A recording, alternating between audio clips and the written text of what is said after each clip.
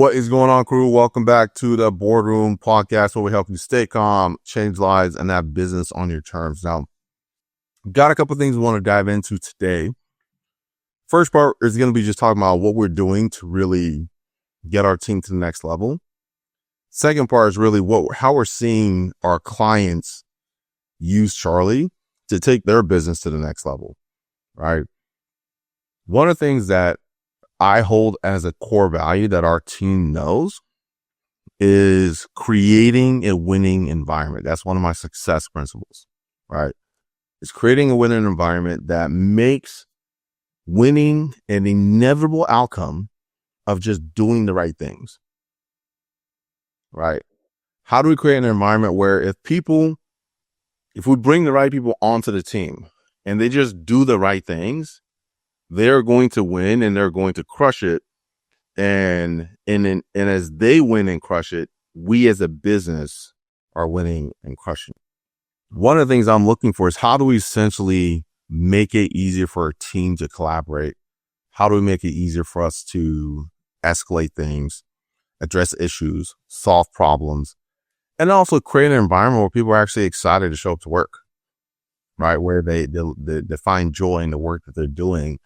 No matter how mundane it could be, is like, if you enjoy the people that you're doing mundane tasks with, then even the mundane task is fun, right? Because you make it fun. Exactly. So, one of the things in order to do that is we're building a virtual office, right? Not one of those like Slack isn't a virtual office, but like an actual virtual office where we can communicate with one another at a really high level. And first part has been done this week, and I can already see, like, 1 week in, I can already see the impact that it's having on the team. Everybody is super excited. Majority of all communication is happening there, and meaning in terms of internal team meeting, team in general.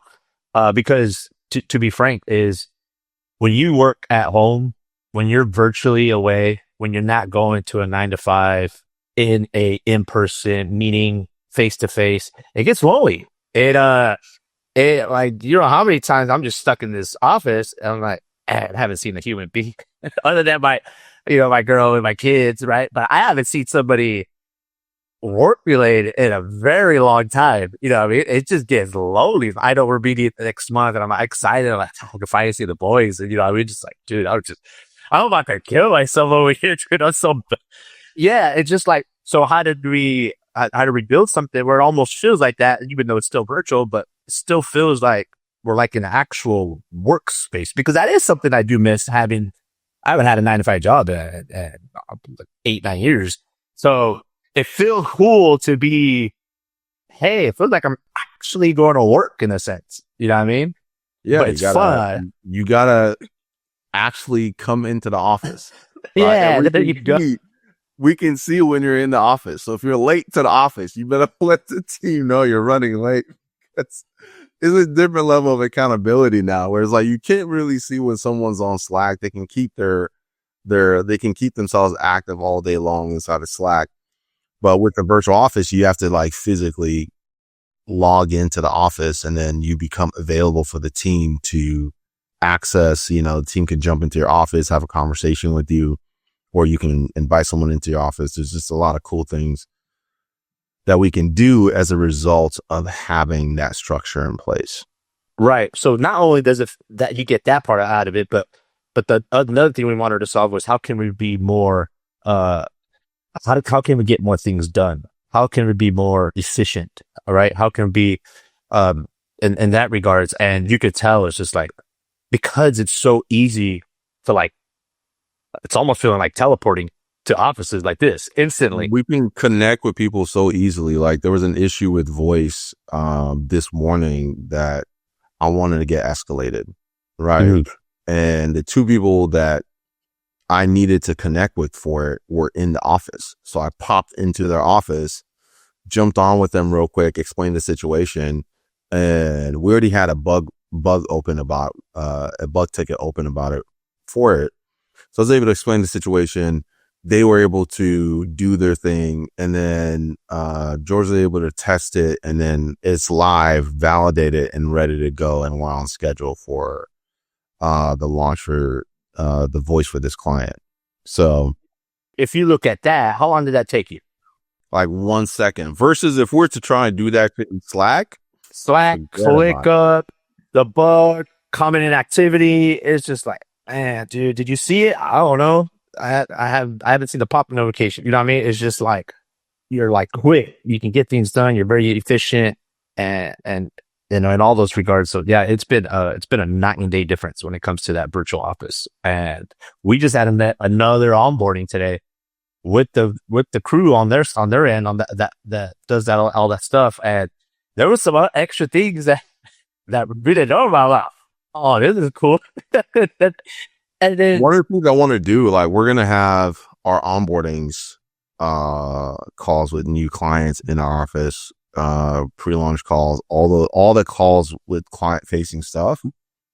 Next week we're gonna start moving that into our virtual office where people can see that. So if I see Jesus on an onboarding or Tangy on an onboarding, right, I can pop in and know, like, introduce yourself. Even if you want to pop in, hey, sorry to, you know, disrupt the call. You know, my name is Iggy. I run this and that. I know you have an onboarding. I just wanted to introduce myself. You know, I'm glad you're here. Thank you, bro. Other than that, I'll let you guys get to it. I don't have to do it inside of Slack. I can do it there, and they're like, it feels more personal. Man, that was dope. Right? Yeah, exactly. So I'm really, really excited about it. It's something I've been wanting to have for a while. And I was reminded about it from one of my friends, and I was like, oh man, I remember putting this on my radar and being like, I want to circle back to this when it makes sense for us to be able to kind of invest into building something like this out for our company. So I am pumped about it, and it's so cool to see the team, like the collaboration level up. And then we're going to be creating a VIP experience for some of our premium and platinum accounts, right? So we'll be kind of thinking through what that looks like. So as we start really leveling up the team, leveling up our communication, we're leveling up our client experience, and then we're working behind the scenes to really level up the product as a whole. I think we put those two things together, and we're going to have a very, very explosive 2026 as we start laying the foundation this year to be able to do those things. So, communication as far as team goes, that I know for me, as we start growing, that's going to be the first thing that suffers, right? You miss out on those. Being in an in-person environment, it's the conversations that happen in between meetings that you oftentimes get a ton of value from, right? Is those in-between convos, right? And it's like, you can't have that in Slack, because I got to formally reach out to you, and then we got to schedule a time, and then we got to jump on a huddle or things like that. If I have an idea, there's no way for me to quickly communicate that with you, because I have to take a step to either type it out or take a step to actually see if you're available for us to jump on. Versus now, if I want to talk, I can either invite you into my office, or I can just go knock on your office door and be like, bro, let's chat real quick. I know you ain't doing shit. I know you're not in a team meeting or anything like that. I see you're not in a meeting, you're open. Let's talk. Right. But you could be working on a project, but it doesn't stop us from being able to talk while you're working on a project. Right. So those are just the things that I'm really, really pumped about, that I know, the team is, really, really excited about as well. Yeah. It's a great addition, and people love it. The whole team loves it. So we have that. We've got our virtual office being built out that's going to take our client experience and really the community that I want to build with Charlie. I think that's going to also take it to the next level, right? So we get to have workshops. We get to have different office hours and things like that, in one place. So it's almost like building a virtual event center, right? Which I'm really, really pumped about. And then that kind of dovetails into the other thing that we want to talk about is how we've been seeing people use Charlie inside of their business. And some of the stuff has been extremely, extremely fascinating to watch. So for you, what's been like the most interesting way you've seen a client utilize Charlie? I would say the most interesting thing is we have one of our clients where he's dropping the price inside of his scripting.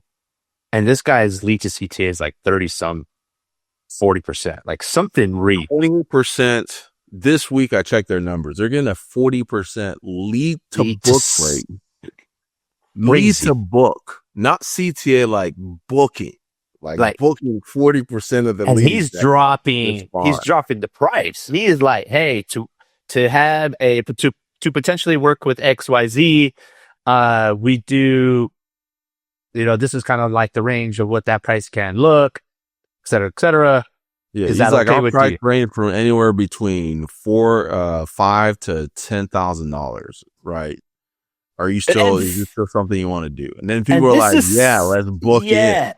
And what's crazy is this has always been kind of like a no-no when a lead just opts in, you just have a conversation, you're just barely getting to know.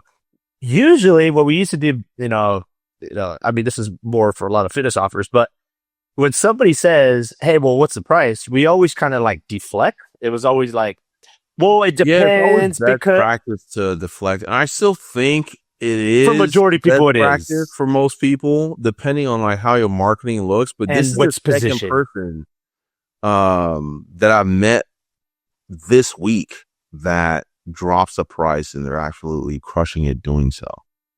Yeah, but I do think what's the offered, what's the marketing look like, and what are they seeing for you to just drop that? You can't just drop it just to drop it, right? Just because it's doing great on this account. So we literally just went live about an hour ago on an offer to do this, right? Totally different space than this. So we're going to see like a totally different space. We're going to see how it looks, right? But her marketing that we run for her marketing and offer and everything is positioned in a way that it justifies to actually say that. But we're going to see within the week. Yeah, we'll see what the data says. But yeah, it's definitely justified in how we can position it, right? Like so I'm very interested in seeing what her numbers are going to look like as far as that goes. And then if it works, man, like it could be the mark of like the next evolution in messaging, right? Where you have like your process set up to where if it's good enough, you can essentially tell people what to expect on the call and what to expect as far as pricing goes. And if you do a good enough job on the marketing front, they're going to be like, okay, cool, let's jump on a call, which means that if you're able to, if they like you, they trust your offer, and your marketing has done a ton of the work in answering their questions, positioning what you do as the expert, and like the quality of the work that you do is like world class, your sales efficiency is going to be through the roof, right? I know his clients are cleaning up because those people that are jumping on the call already knowing the price range, not just a matter of like, okay, does it actually make sense for what I need, right? Two things can happen here too. Is one, they're going to show up, right? You probably have a better quality of a lead that books in a call than you just letting people through. So that's the one. And then second, because they know the price and everything, it's like they have their hand in their back pocket, right? Like their hand is like right there. You just got to give them like, hey, like it's worth it to buy what I'm selling you, right? So they already have their hand on their wallet. It's just a matter of, can you make them pull it out at this point? So it's just, but not only that, but it's just how you position the message, right? You can't just like, hey, so to work with XYZ, it's going to cost anywhere between this and that. Is that okay with you? You didn't really say that, right? You know what I mean? So the way he says it is very cool. the way how we just did it for this other girl, like we give them like, here, we do have these options, this option as well. So it just gives them a little bit like, oh, okay, well, they will be willing to work with me because of these options. Cool. Maybe it is justifiable to actually just hear what they say to get on a call. Right. So, yeah. And then the cool thing about that too is like, it's just, I'm just really excited about seeing how that goes, because then what that means is if we can validate it in a different domain, people have two different options, right? For generating leads and having Charlie just set those appointments for their sales team. And we're seeing this in like the legal space where like people are coming in knowing like talking to a lawyer is going to be expensive and it's going to cost money.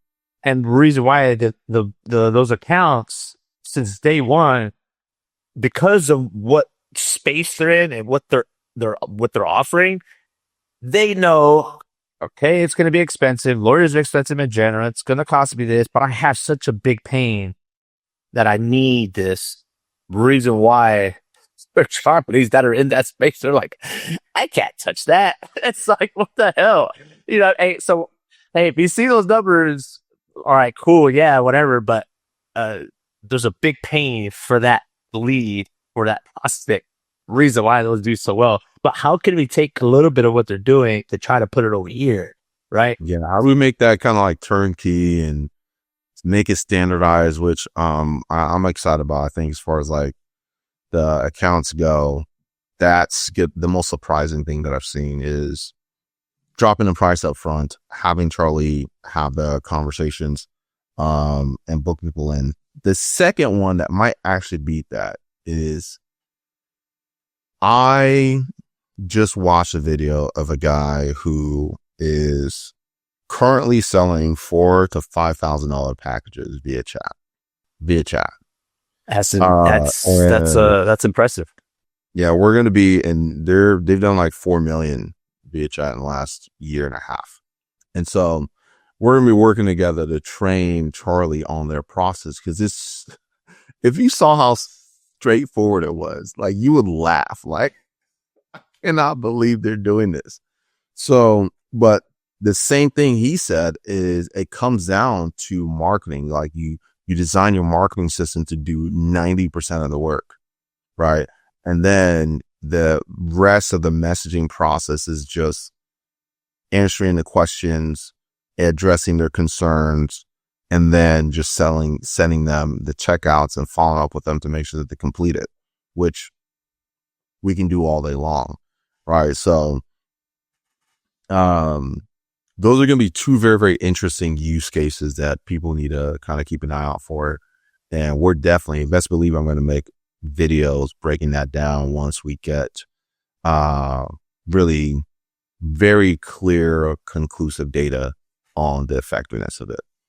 Right. But there's nothing stopping anyone from, because this guy has validated that they did 4 million last year just selling $5,000 packages via chat. So it's clear that it's possible, right? I just never seen it myself. So I was like, I don't think it is. But now I'm like, okay, it is 100% possible. And better believe once we train Charlie to do it, we're ding, flipping ding, ding. consulting on his head. Well, what's crazy too, we do have a couple of people inside Charlie that sell by chat. Now, it ain't nowhere near no 5K offers. It's $97, 97 weekly. Yeah, they're selling low ticket by chat, which I 100% believe. Yeah, I've seen that before multiple times. It's easy, right? Or I mean, it requires skill, right? Anytime you're trying to sell low ticket stuff and you're running ads for it, like it requires skill. Cool thing is that with AI and what we're building with Charlie is like, you train the bad boy once and then you just focus on just pushing volume, right? So these guys are crushing it, selling $97 packages. So I'm excited to see how that, if this potential new account we're going to be bringing on, we can continue that trend with their high ticket, right? I was seeing their scripting, their messaging, sent me a long video explaining their entire process. And I was just laughing at how we can do better using AI, because their team is literally just following the script. And even when somebody asks a question, they're just literally copying and pasting the same thing to everyone. Yeah. And Right. for the people that don't know, that are listening, is if you try to sell anything above 2K, you have to get on a sales call. You can sell 997, I've seen 2200 on a webinar, but it's like a webinar, it's live. It's like an hour long. That's usually how you can get away with not getting on a call, right? But you still have to present and stuff like that. Too many. But anything above a 2, like, bro, you got to be going to sales calls, but 99% of the time. But now that we have this 1%, well, we're going to end up flipping it and be like, oh, okay. Well, this is cool. But like how we said, the marketing does the heavy lifting. So if your marketing does do that, you can have the perfect Charlie, still not going to work. You'll need like your marketing process really dialed in, which the only reason why we're testing on this other client account is, one, she's got the volume, the marketing is dialed in, where she's already selling consults via her funnel. Like, people are paying to get on a sales call. So now adding this process in place to where Charlie can just drop the price and not necessarily have to charge them to get on the consult. I'm excited for that. So those are really kind of like high level what's going on with us as far as on the Charlie side. We're leveling up our team. Our clients are expanding how they're using Charlie, and some of the upgrades that are coming down the pipe for what we're building is just very, very exciting, right? I've never been more excited about like the future of what we're building with Charlie than I am right now. That's fun. I've eaten a lot of shit to get to this point, and now it's like it's slowly come together. Product is getting really stable, and we're upgrading a bunch of things, and it's still chaotic behind the scene, right? There's still a lot of things that we need to improve, a lot of things that are changing, a lot of things that are happening, internal personnel changes and things that we're navigating. So it's cool to see the team rise up. And it's cool to see like how we're leveling up and ultimately creating an environment where winning is an inevitable outcome. All right. So for those of you guys who are listening, you want to think through your business, right? Every single area of business, you want to create an environment where winning is an inevitable outcome, right? How do you design your marketing in such a way where when leads come in, them becoming a client is almost like an inevitable outcome of just it being done so well, right? How do you create a sales experience where the process of them just doing the right things and going through it, like them becoming a client is an inevitable outcome of that? How do you create an experience with your clients to where them doing the right things, them getting results with your service, your product, or what have you program, them getting results is an inevitable outcome of them doing that. And that's what I think through ruthlessly. It's like, how do we essentially set it up in a way where it's kind of like you're painting by numbers, right? And if you just fill in the blanks, out comes the results. And that's how a lot of these big corporations have their business. You know, you have Starbucks that can be ran by a freaking 15-year-old because their systems are so dialed in. McDonald's are ran.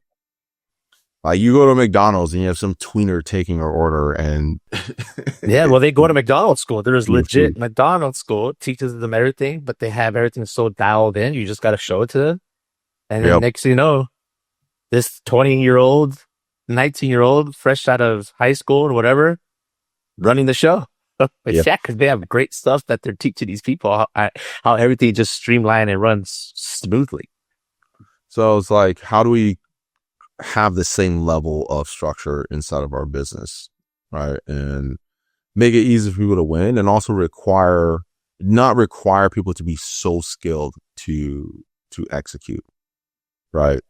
If we can crack that code, then, you know, we'll have a license to grow as big as we want. But that's going to be the challenge of the next few months, is getting those processes, those playbooks, those internal playbooks really dialed in, and having an infrastructure that supports that and removes friction from the team. All right. So those are just thoughts for you guys. That's kind of where we're at. This one's a quick one. If you found it helpful, share it with another entrepreneur friend that you think might benefit from it. But quick recap: create a winning environment that makes winning an inevitable outcome of doing the right things, and then sell by chat. And transparent pricing and messaging is seeming to be a potential trend. We'll have to do a follow-up episode on the results that we see from some of these behind the scene experiment that we're running. We will know by next Friday. Yep. So we'll let you guys know, and then we'll go from there. But exciting times, though. Very, very exciting times. Till next time, stay calm, change lives, and have business on your terms. Peace.